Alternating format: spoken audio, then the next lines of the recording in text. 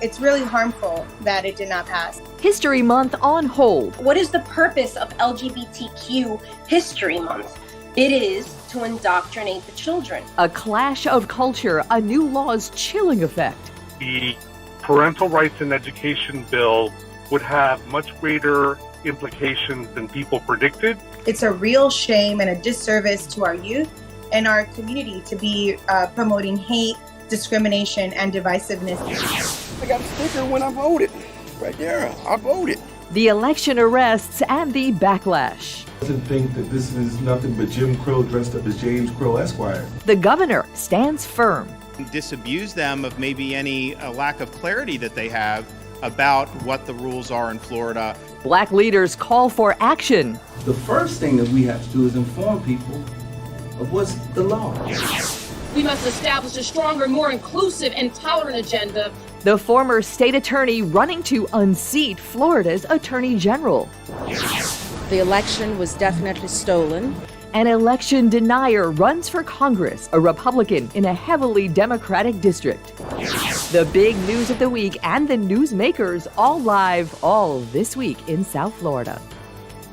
Good morning. Welcome. I'm Glenna Milberg. Michael is off today. We have a packed hour for you today. We start with the collective moment we are all sharing on this 21 years since terrorism came home on 9/11. We remember and honor the victims, the heroes, and how that horror and tragedy unified us as Americans. This week in South Florida, controversy and confusion led Miami-Dade School Board to reject an LGBTQ History Month. A spillover crowd and hours of heated speeches ended with all but one board member rejecting the designation of a month to celebrate LGBTQ identity this school year, and also rejected the idea of teaching high school seniors about two landmark Supreme Court cases. That vote may be the clearest indication yet of the effects of Florida's new parental rights law. School Board Vice Chair Steve Gallen is one of those who rejected LGBTQ month after supporting it last year. Steve, it's good to see you. Welcome to the program. Good morning, Glenna. Glad to be here. Thank you. So let's start out with, does this really violate, in your mind, the parents' rights in education law? Because that seemed to be the rationale for the vote. I think the implementation definitely has some potential consequences for violations to occur. This is not something that I've only contemplated. This is something that has been expressed by teachers in the field who are very, very concerned relative to some of the consequences that can be levied against them individually for violations to this particular law. So let me just, and I don't mean to interrupt, I just don't want to let that moment pass, because were the things you're hearing from teachers, this kind of what I'm seeing is a chilling effect is what you're talking about. Is that valid? Is this something particularly for this vote or in general after the law? After the law. And Glenna, this was something that I expressed actually in committee. So before we actually had the school board meeting, I did share my sentiments and the communications that I personally received from teachers from the field. There is something that is called academic freedom. So when we get down into the specifics of what courses and what particular topics should be taught, those things definitely resonated with teachers, specifically with the discussion around CRT, around the Parental Bill of Rights. So teachers are very much aware, very much in tune, and very much concerned that they don't want to cross the line. So I did have concerns relative to implementation. The law speaks specifically to K-3 for instruction, but when you look at a school-wide, a district-wide initiative that could potentially have implications for the entire district, teachers did express concerns. But Glenna, I want to just say something. I know we have a short amount of time. I want to be very, very clear. What happened last Wednesday with respect to this vote? Schools and students and teachers can still celebrate. They can still recognize, and teachers can still teach those particular cases with respect to the LGBTQ issues that came up. So I want to be very, very clear. There was nothing taken away There was nothing that curtails, there is nothing that precludes. We, in fact, have an anti-discrimination policy in the district, and we have an opportunity and an obligation to let students and teachers be able to express themselves and their individuality in a way that does not disrupt, disrespect, or devise a school. So I want to be very, very clear about that, because I've heard a narrative that something was taken away, something is being prevented, and that is patently false. Okay, just for the record, that is not our narrative, right? That's another narrative. But absolutely, Glenn. No, that's not your narrative. I wanted to just get that out for the public. I had several phone calls, even just before this interview, to kind of clarify those things that I know not only as a policymaker, but things that I served witness to as a high school principal for 7 years. Okay, so let me just clarify then. What you just said was an individual teacher can teach, has some kind of academic freedom, can talk about LGBTQ month, celebrate the culture, and yet you're saying that the board voted against it because it might violate the parents' rights in education law, which incidentally your own school board attorney said it probably would not. He kind of cleared it. So I'm having a little bit of cognitive dissonance here. So teachers can teach it even though the board doesn't support it? Let me be very clear. The item had two recommendations. The item had a recommendation one, which is to recognize and celebrate. Those recognitions and celebrations can occur at a school site. Most often, those recognitions and celebrations are student-led and can be facilitated through an academic advisor. Secondly, in the recommendation, it was about the teaching of two specific Supreme Court cases. Those cases can still be taught within the context of a course that addresses Supreme Court cases, such as Plessy versus Ferguson, Brown versus DeBoer, Roe versus Wade, the Dobbs case. Supreme Court cases are definitely on the books to be taught in the appropriate context at the appropriate level. So those, for anyone who might not be clear, those Supreme Court cases that you're talking about are the two landmark cases that gave the LGBTQ community rights to marry, civil rights, and rights not to be discriminated against in the workplace. So those are Supreme Court cases. That is history, no matter what it's about. Yeah. Absolutely. Okay. And the teacher can teach those cases within the context of their course. Absolutely. Okay. So on Wednesday, pretty heated meeting. You heard a lot of passionate speeches from people with all kinds of perspectives. How much do those kinds of speeches and those kinds of crowds impact what you and your fellow board members do? I think I can't speak for my fellow colleagues, but I can tell you, and if you've had an opportunity to watch me during a school board meeting, I don't come in with any predispositions. I do listen to either side, and I find it somewhat, interesting that, it's not a defensive posture. Listen, I understand the passion, the conviction relative to this particular issue. We went into this meeting with this particular agenda item, knowing that it had the potential for a great degree of divisiveness, a great degree of passion, and a great degree of emotion. So we anticipated that on either side of this issue. But what we do understand is that we have an opportunity and we have a public hearing for a reason. And I've been the one that listens to the public hearing, take the feedback, look at all sides of the issue, and I make a decision. I had a constituent in that spoke at that meeting, Glenna. She is not a member of the Proud Boys. She is not a member of Moms for Liberty. She is not a member of any partisan operative. She is a 70-plus-year-old stakeholder in District 1, a lifelong Democrat, if I might add, and a lady who has some strong faith, and she spoke at the meeting. And so this is not an operation relative to pressure from either side, but I understand and respect the passion on either side. Just last month, we had some people that celebrated our position on the textbook issue. And Glenna, you had some people, the same people, have loathed the decision that we made just last Wednesday. So, you read my mind, because I was just going to ask you about that textbook decision. You reversed, not you personally, Chair Perla Hantman, in that very close vote, first was voting to reject the book after the same sort of heated meeting, changed her vote a few weeks later. That one change of vote now has that textbook back in the schools. Some people objected to some of the sex ed components of it. Parents have an opt-out. Why is this different? Why was this Wednesday different than that Wednesday? Well, I want to hone in on just that reality. Some of the same stakeholders that applauded that decision have now condemned this decision. And they brought forth some level of condemnation with respect to this is an act of homophobia. It is not. I don't want to get into the whole narrative that I have a good friend that's Black, but I have a sibling, my brother, who I love, who I care about, who I'm passionate about. He's gay. So this is not about any of those particular things, but it's just ironic. So what's the difference, Glenna?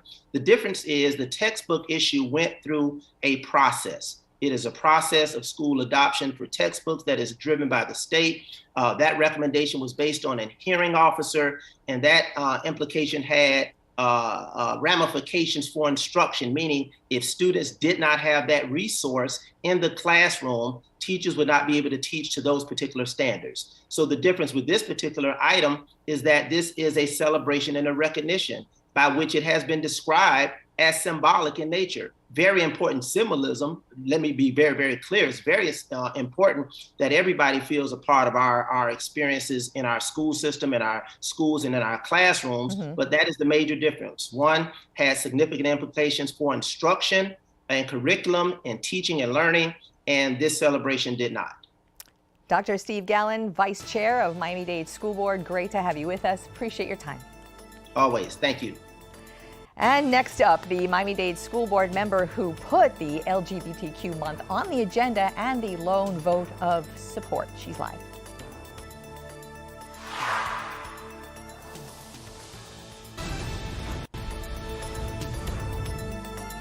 We pick up the conversation about the internal struggle South Florida schools now face when it comes to balancing parents' rights, including all families, and the new law meant to ensure just that.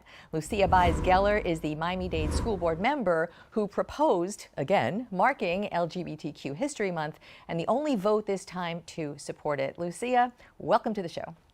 Thank you so much, Glenna. I'm so happy to be here to talk about this important issue for our community. So hopefully you were able to hear the segment we just did with your colleague, the vice chair. You know, he was talking about that the vote on Wednesday, although it was a no vote by a large margin, except for you, that it does not prevent teachers from having the academic freedom to go ahead and teach components or celebrate LGBTQ month. Does that comport with your understanding?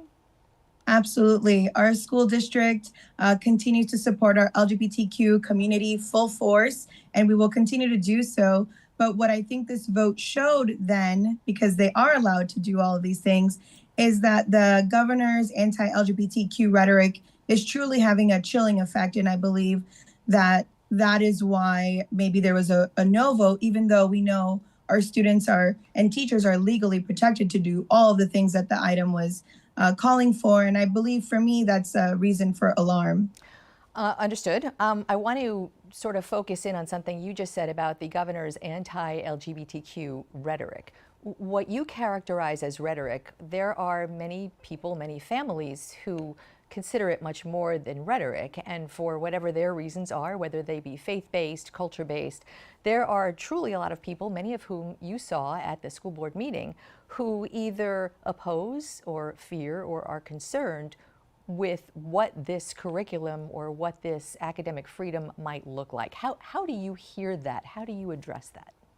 Absolutely. Well, as soon as I submitted the item, I definitely started to receive a lot of emails, social media communications from a lot of the same groups that you do see coming to the school board. And I absolutely respect their right to voice their opinion. It is a democracy. But unfortunately, what I heard so many of those people speaking in opposition to, it really was just misinformation, because this item certainly does not indoctrinate kids. There was all of the safeguards in place within the law to make sure that we do adhere to all of the law, which is very important to me. But unfortunately, it was just misinformation, and it certainly was not what our community needed to hear. There is, in the law and in your district and in other districts around Florida, there is the opt-out. And that is the valve by which any parent, no matter what the issue is or what the curriculum is, to be able to opt out. How many parents so far, I mean, this law is young, it's not even 2 months old yet, and to your point, curriculum is changing because of what many teachers might consider a chilling effect. But how many parents have opted out of anything so far? Do you know? I've actually heard in my district, because I do get reports. We had one parent opt out of a summer reading book, and an alternative book was provided, and the issue was completely taken care of. And I believe that's what we would like to see: all of these issues of opt out being handled at the school site, so that every parent feels heard and seen, and that's very important. And so that's what I'm hearing, is most of these things are resolved immediately at the school site, alternative lessons. And if in this case, a parent believed that learning about an American law or a Supreme Court case would be too controversial, I believe that there would be a number of options available, as we would know, of other laws that they could read. So I want to ask you about the flip side of that opt-out, because now that there is this chilling effect that we are hearing and reporting that you all are seeing, what about the families who feel like their child should be learning something that he or she may not be learning? Is there a component for that kind of academic freedom for families who want more? Absolutely. I mean, this item should not have been divisive in any way, a discussion of our American law to recognize the struggle and the contributions of marginalized groups. And I just feel in this political climate, in this time, it's always the right thing to do to support any group that's being singled out. Because if the climate were to shift to another group, we want to make sure that we're not erasing history little by little. And I think parents should come and speak to that, because the parental rights bill does work both ways. So do you foresee that this is a done deal, or do you foresee this coming back somehow, like the textbook issue? Well, I personally am going to bring it back every year as long as I am in my term and that I can do it. I will be bringing it back, and we will continue to shape the item in ways that hopefully can be even more clear. I'm not sure how much more clear I could be, but that we can reduce as many of the challenges or things that come up. But unfortunately, like I said, a lot of the negative comments on this item are just simply not based in fact, unfortunately. Lucia Baez-Geller, great to have you aboard. Thank you for your perspective. Thank you for your time, and we're never going to stop protecting our children. Good to hear. Next, a call to action this week to prevent more arrests of felons who may be illegally voting. The chair of Miami-Dade's Black Affairs Advisory Board is with us live.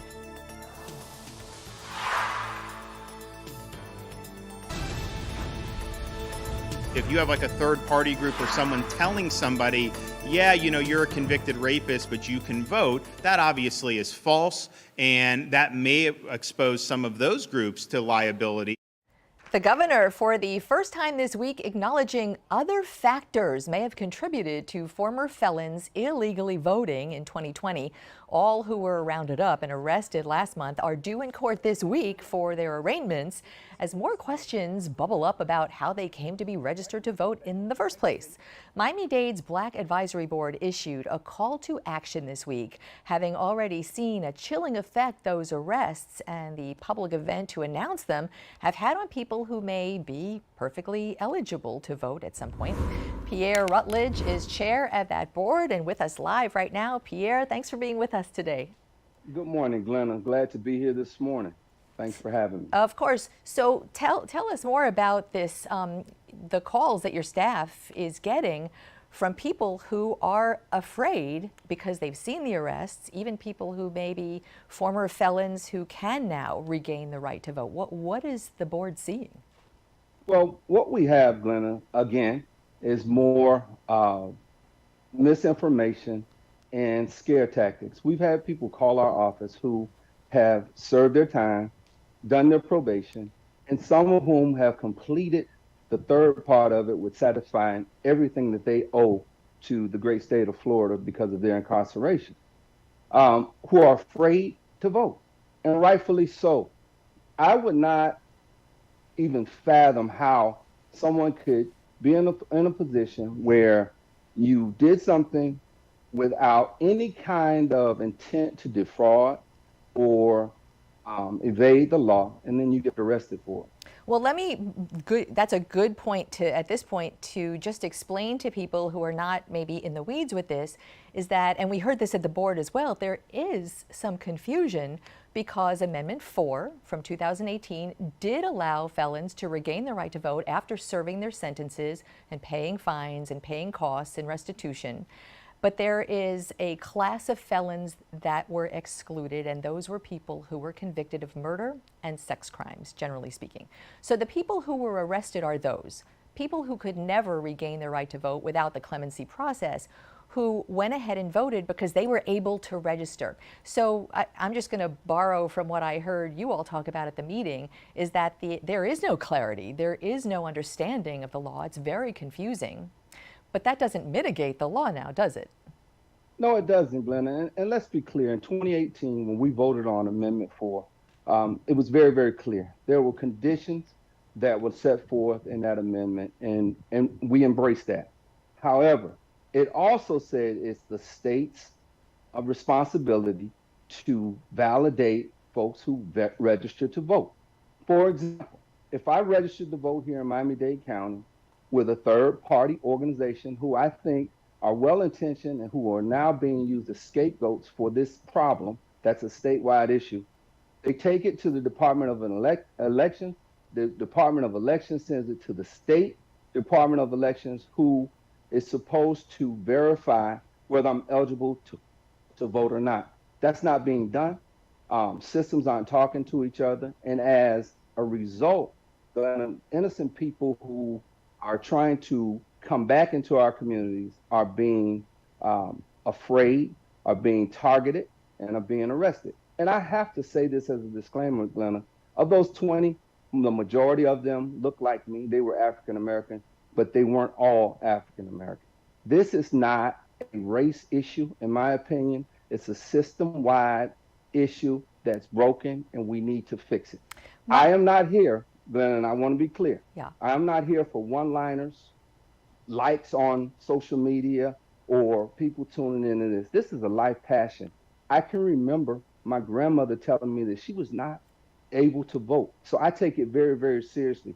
This is a mission, as far as I'm concerned, a life mission to make sure that people, not only who look like me, that for folks who don't look like me, and regardless of your orientation, your socioeconomic status, it's a matter of fairness. And I think that's what the crux of this whole situation is. Understood. And as we learn more details of how that happened, to your point, there were just giant cracks in the system that these men seem to have fallen through. As they are arraigned coming up at the end of this week, the statutes that they are charged under needs intent for it to be a crime, and if there is no evidence of intent, then it'll be interesting to watch what happens as the cases go forward. But let me pick up on something that you just said, that you had said that you don't consider this a racial issue, and yet at the Black Affairs Advisory Board, your past chair, Stephen Hunter Johnson, did have a one-liner that stuck out in my head, and we actually had it in the headlines to this program. He said, "This is Jim Crow dressed up as James Crow Esquire." It was a bit more than that, but that was his point. How do you hear that? What do you think that meant, and do you agree with that? Glenn, I hear it loud and clear, and our immediate past chair is able to have his opinion on it. But I'm looking for solutions. I'm not looking to sensationalize this issue. I think that people have died, people have suffered for the right to vote uninhibited and not be afraid to go to the polls. There's a clarion call, a call for action. Glenn, if you hear nothing else from me today, the urgency is now. It's not about sound bites. It's about the urgency of getting not just my people, but people in general, the right to vote and get this thing straightened out. I think we can do it with a concerted effort of all parties involved, from the state attorney's office to the local elections department to the state elections department, our community agencies who are involved in this fight, like the Florida Restorative Rights Coalition, the NAACP, the Wilkie Ferguson Bar. Everybody needs to have boots on the ground to make sure that this does not continue. And that call to action was Wednesday. We amplified that in our news report Wednesday evening. What's the detail? Have you had a response? Where do we go from here? The response, as you know, Glenna, when you left our meeting, you went to cover the governor, and the governor said that the onus is on the front line folks, those third-party registrars who go out and do community service to make sure that people are registered to vote, that they should tell folks that, hey, you can register to vote, even if you're a convicted felon, if you've met all the conditions of your release. You served your time, you paid your probation, and you've also paid your restitution. Beyond that, I would caution anyone from trying to register to vote.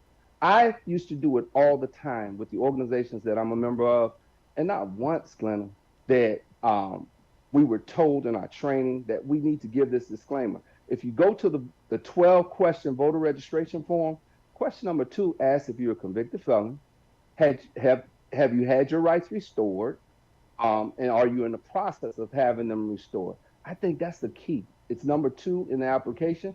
However, in the training, we were not taught to ask, hey, have you been convicted of a felony? Have you met all of the conditions to have your rights restored? Have you applied for clemency? Have you been convicted of an exclusionary crime? That would be key in this case, no? Well, we have to make it simple, Glenna. What's an exclusionary crime? Murder and sex crimes. Okay. As simple as the that. average person walking up who has served their time, number one, there's a lot of trepidation because they're re-entering the system. Sure. Okay. And unless you make it clear, that's the issue. Make it crystal clear to say, hey, if you've been convicted of murder, sex crimes, or crimes of a sexual nature, then go ahead and pass us and go on in the Publix, because we don't want to jeopardize your freedom. Right. So information is key is the headline and the soundbite here. And Pierre, Rutledge, we will absolutely be following this, and we are at the service of any information that we can help you provide. Thank you, Glenna. Glad for having me. Of course. All right, up next, candidate for Florida Attorney General running to unseat the state's current top prosecutor, Democrat Aramis Ayala, is with us next.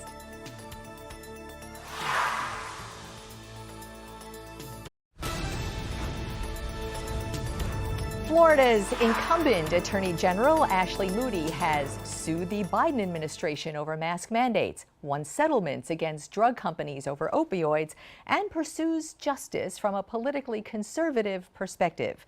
She is facing re-election and an opponent in November who provides a clear contrast. Aramis Ayala became Florida's first black state attorney in 2016, elected in Central Florida. A year later, she made state and national headlines by declining to seek the death penalty in a high-profile police murder case, after which then-Governor Rick Scott moved it and other such cases from her jurisdiction. Democrat for Attorney General Aramis Ayala joins us right there live, listening to my very long lead-in. So good to see you, and thank you for being with us today. Thank you for having me. It's good to be here. So if we can, let's start out with that death penalty case, because that's something that, you know, despite not being in the jurisdiction you were working, we all heard about it. We all heard the news about what happened with then Governor Scott. Since then, have you changed? Markeith Lloyd, the defendant, the convicted, is on death row as we speak. Have you changed your perspective on that at all? You know, I always love having this conversation about the death penalty, because the death penalty is so emotionally driven. And when I ran to become state attorney, I promised to do something different, which would be accountability and looking at whether or not policies that we have are effective. And when we realize that we spend $51 million in the state of Florida every single year, that's not long term, every year to keep the death penalty going, we have to consider the fiscal responsibility of a broken policy that simply does not work. Okay, a couple of questions on that. Whose figure is that, 51 million a year? So I'll definitely get you that. It was one of the local South Florida, actually, papers. The Florida Bar has posted it as well, the Florida Bar. So you are generally opposed to the death penalty for various reasons like that, and yet at the moment it is Florida law. and requires a unanimous jury recommendation to impose it. Right now, South Florida is riveted on the death penalty proceedings of the Marjory Stoneman Douglas shooter. If you were Broward State Attorney, would you not have opted for that route? You know, I mean, we can talk about all the ifs. It doesn't change the reality of the death penalty. It also doesn't change the reality of considering it. You know, the death penalty makes it very clear. I think as the Attorney General, as the state attorney, you are required to follow the law. And that's what I do. That's what I've always done. And that's what I will continue to do, is follow the law. That also means that we have to consider the pursuit of justice in that. And when we are looking at broken policies that don't help people, we take money, we use tax money just to be able to say that we're doing things. So the key is understanding the tax liability of a broken policy. Do you know what the tax liability is of a convict who spends life in prison? Well, that's where the number comes from. It's $51 million above that which we would spend on a life in prison without the possibility of parole sentence.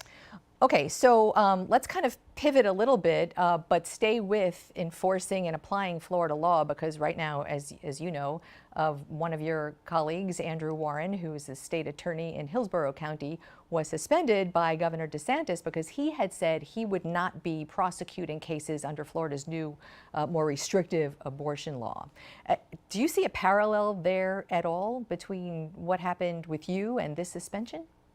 You know, there's a lot there, because part of being the elected state attorney locally or the statewide chief law enforcement officer of the state is to ensure that there are constitutional protections that exist, that our job as the attorney general, Andrew Warren's job as the state attorney, is to ensure that people are protected and we're not violating our foundational legal aspects. So when you think about the Florida Constitution, it has a very strict provision related to privacy. And the courts have been very clear that that privacy right is applied to abortion rights. So if you have a state attorney who is looking at a law that on its face is unconstitutional, despite being passed by the legislature, despite being signed into law by the governor, there still has to be a stopgap to ensure that the people are protected and we're not having, whatever we say goes, but we actually have a foundation from which we evaluate our laws, and that's the Florida Constitution. So it sounds like you should be running for state legislature.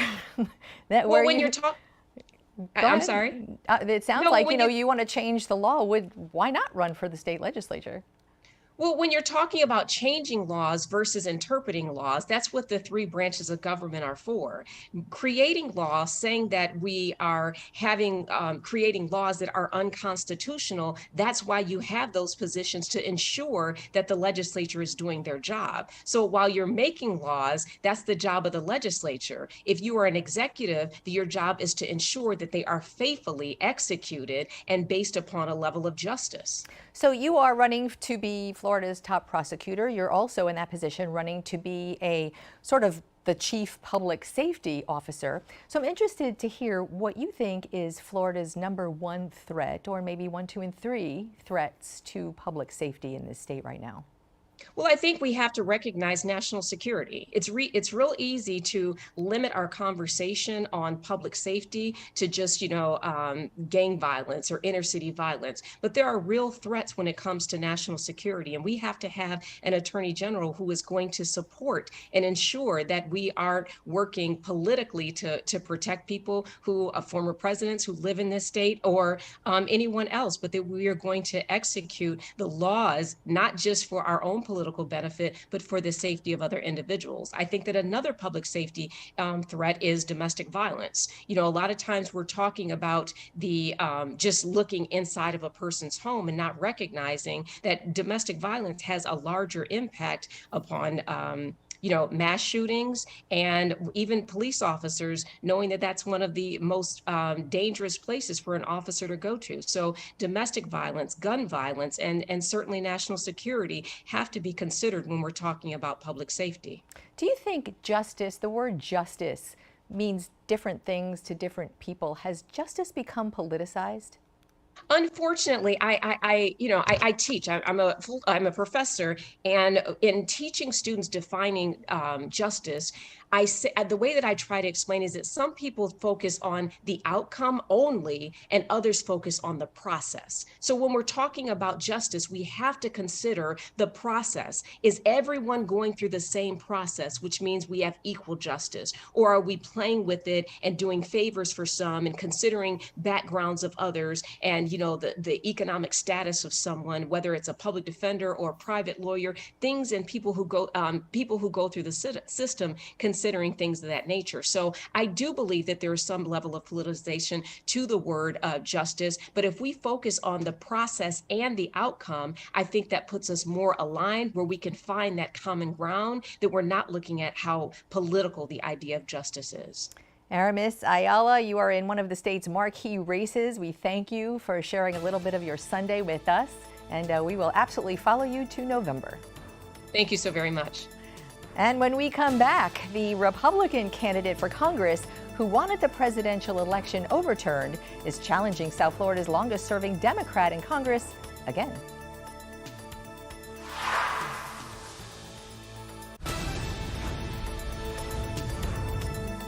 Back to try again. This will be Republican candidate Carla Spalding's fourth try for Congress. She's trying to unseat South Florida Congresswoman Debbie Wasserman Schultz for the third time. She may be more well known now as one of the protesters outside Florida senators' homes requesting they stop the certification of presidential electors. Carla Spalding is a Navy veteran, a former VA nurse, now candidate for South Florida Congressional District 25. Carla, it's great to meet you kind of electronically. Oh, likewise. Thanks for having me. Of course. So this is your fourth time running for Congress. What has changed? Why is this race different? Why are you a different candidate? Well, definitely. I have learned a lot, and also the people in the district are waking up. They're now realizing that the Democratic Party is not the way to go. Okay, well, that's a very short way of talking about a lot of things that we can get into, but as long as you want to start there, let's do it. The D25 was renumbered, redrawn, still very heavily Democratic. Joe Biden won that district by about 20 points. So what do you say to someone who is not a registered Republican in D25 that you might be a better candidate? Well, I am the best candidate for a couple of reasons. Number one, I'm a registered nurse. I've given my life to serving. I was in the military, the Navy, so I do understand the country, the safetyness of this country. I'm also a teacher, and I love teaching, and I love my district, and I'm working hard for that particular district. How so? And another thing that I think is very important to realize, my opponent, Debbie Wasserman Schultz, has voted to defund the police, increase crime. We have 1 in every 4 girls that are being sexually molested. I'm sorry, I just have to stop you there. The Congresswoman voted to increase crime. That of course is factually incorrect, and we'd have to just reflect that record. She defunded the police, which would lead to higher crimes, and that's a fact. What are you speaking about? Which bill are you speaking about? I'm talking about. I know that now they're changing their story, but it's a known fact. You tell us, what bill are you talking about? Well, I am telling you that Debbie has voted to defund the police. In defunding the police, as a result of that has caused around the country, she's one of them who voted, and that has caused the crime to skyrocket. I hear you. I just would like to. I just want to get that fact, because I need to know what bill you're talking about. Frankly, because I don't have that information. So share with us, which bill are you talking about? I won't take all the time on talking about Debbie and a defund police, because we all know that's the truth. So we can move on to something else that is more important. Right now, we're also still struggling with high food costs. Gas is still unaffordable, and rent is still unaffordable. And new bills that they're putting up, I do not see her doing anything that is worthwhile in our communities right now. Okay, so as Congresswoman, we are the nation and the world struggling under high costs. As a Congresswoman, what are your ideas to bring down those costs? Well, number one, we need to stop spending outrageous amount of money.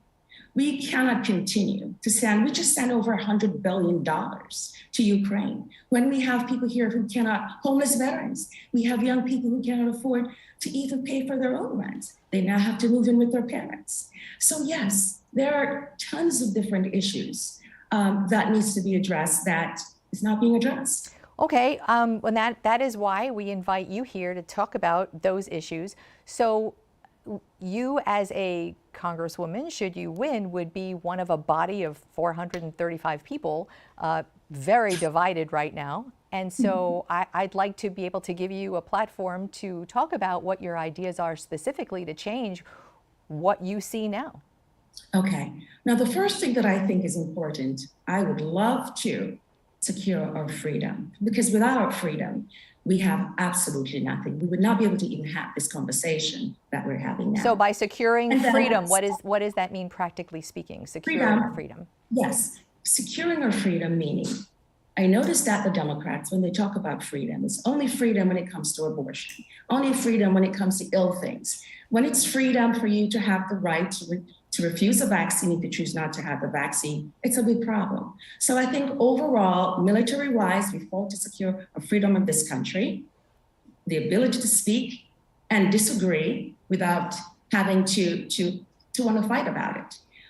We also need to address mental health, because I think practically half of the problem, 1 in every 5 person in the United States has a mental illness. We have to address that.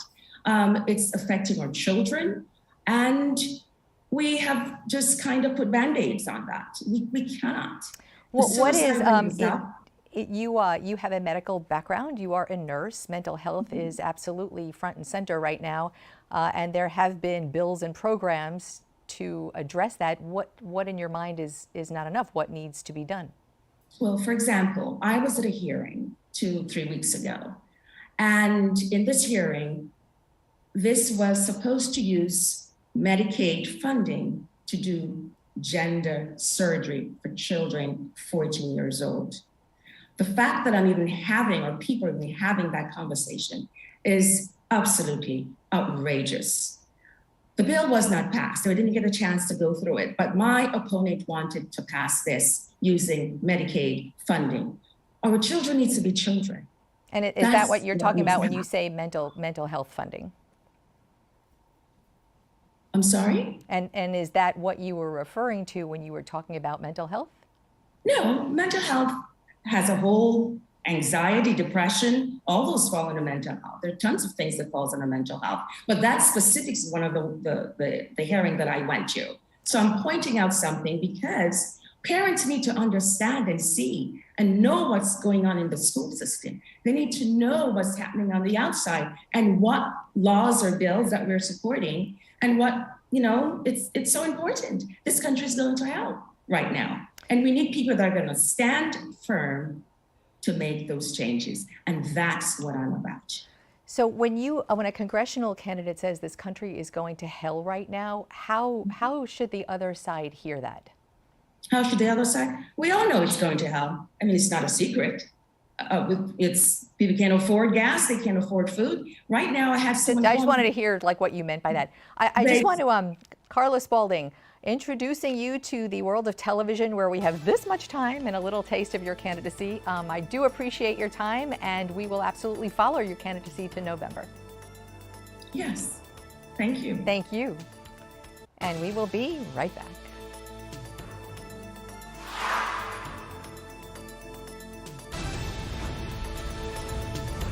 To re-watch today's interviews or listen to the This Week in South Florida podcast, just scan this QR code with your phone and it'll take you right to the This Week in South Florida section of local10.com, because there's always things you miss, you see the second time. Thanks so much for spending this hour with us. We are online 24/7. Have a beautiful Sunday.